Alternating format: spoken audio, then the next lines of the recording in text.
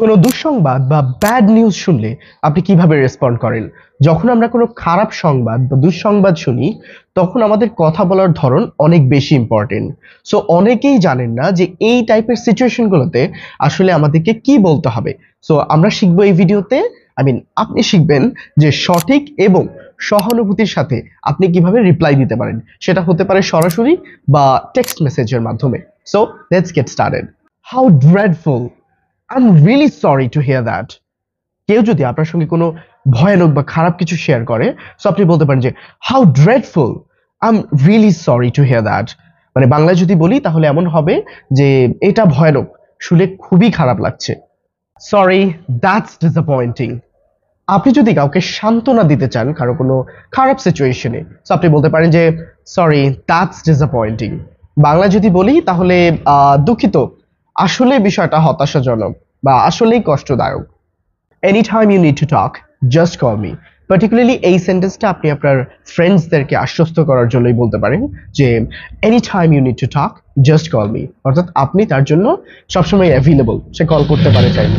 It's hard to take, but I feel your situation. So আপনি কেউ যদি খুবই শোকাহত থাকে, সো তাকে আপনি বলতে পারেন না যে it's hard to take, but I feel your situation. অর্থাৎ আপনি বলছেন যে না, বিষয়টা আসলেও কষ্টদায়ক, নেয়ার মতো না, বাট স্টিল আমি বুঝছি তোমার সিচুয়েশনটা, আমি বুঝি। যদি কোথাও ফর্মালি আপনি দুঃখ প্রকাশ করতে চান তাহলে there is a sentence which you can use, please accept my deepest sympathy. অর্থাৎ আপনি আপনার গভীর সমবেদনা জানাচ্ছেন। That's sad indeed, I can imagine how you feel.